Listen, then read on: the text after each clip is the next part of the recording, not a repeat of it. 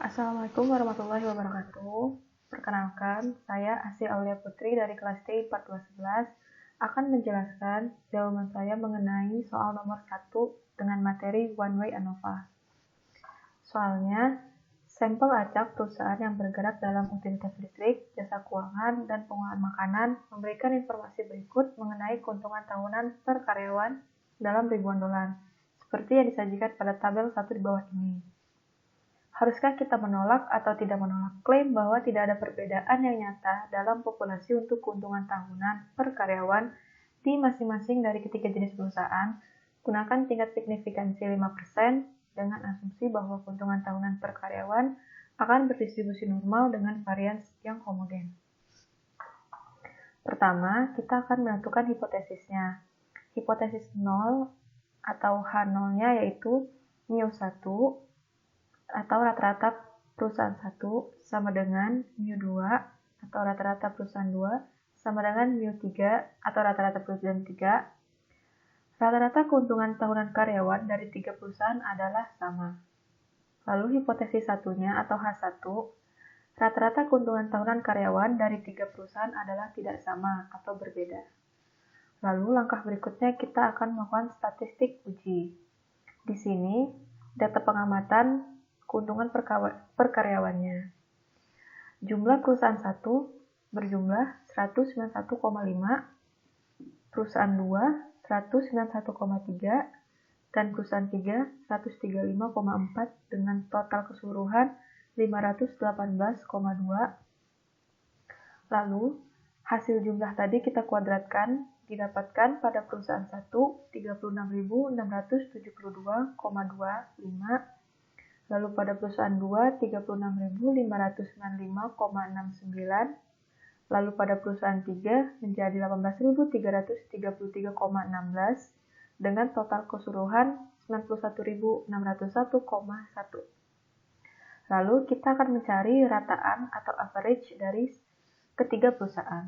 Perusahaan pertama memiliki rataan 38,3, perusahaan kedua memiliki rataan 38,26, dan perusahaan ketiga memiliki rataan 27,08 dengan rataan total dari 15 data yaitu 34,55.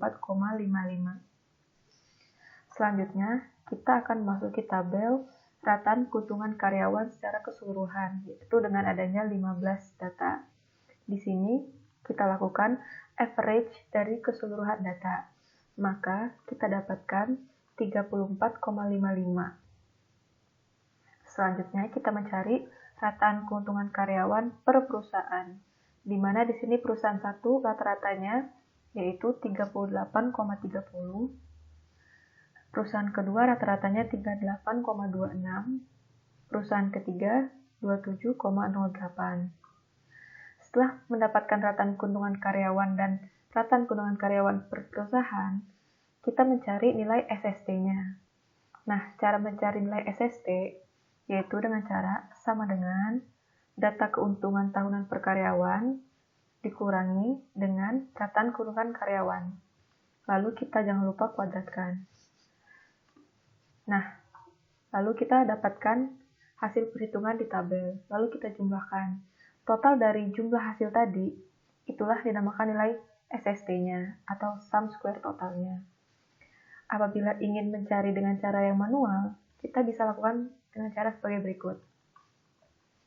Setiap 15 data tadi akan kita kuadratkan dan kita tambahkan, dikurangi dengan jumlah kuadrat dibagi banyaknya data, yaitu adanya 15.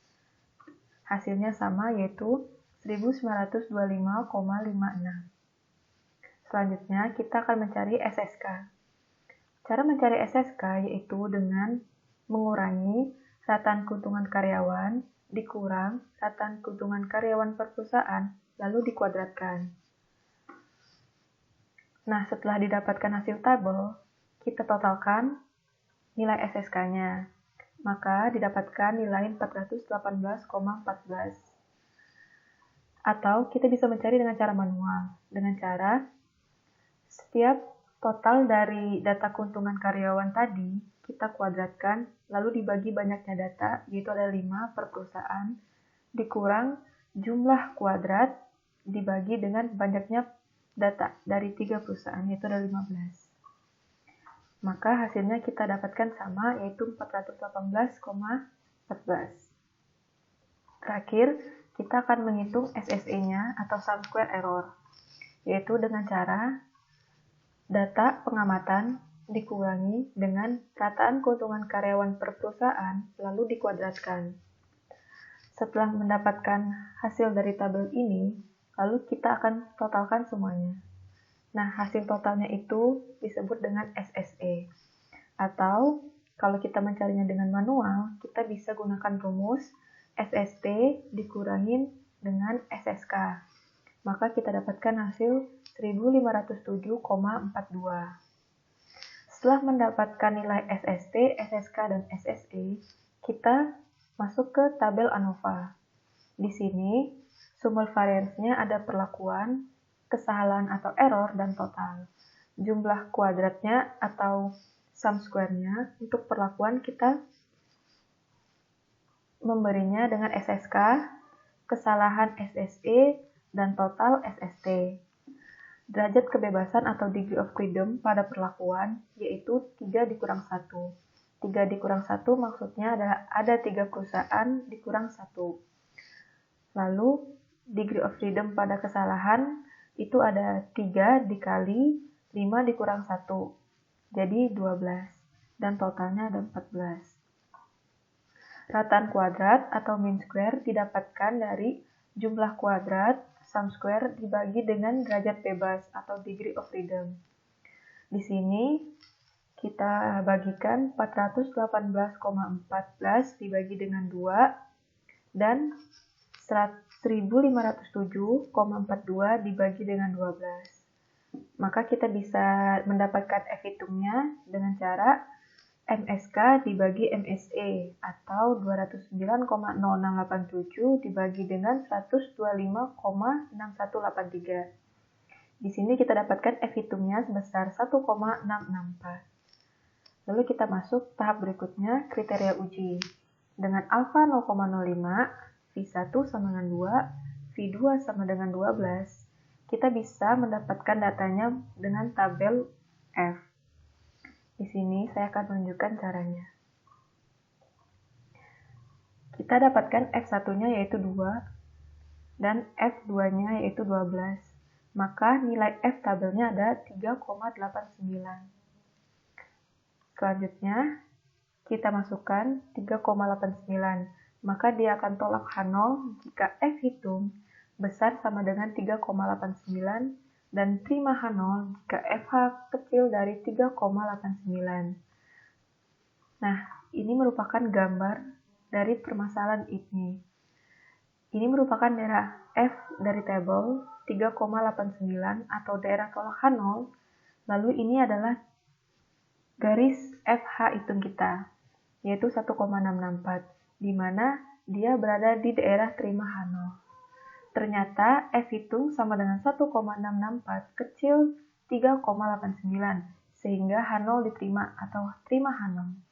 Kesimpulan dari soal nomor 1 itu, berdasarkan sampel pada taraf nyata 5%, tidak cukup bukti untuk mengatakan bahwa rata-rata keuntungan tahunan per karyawan adalah sama atau tidak ada perbedaan. Hal ini berarti bahwa tiap keuntungan tahunan per karyawan tidak memberikan pengaruh terhadap perusahaan. Sekian penjelasan nomor 1 dari saya.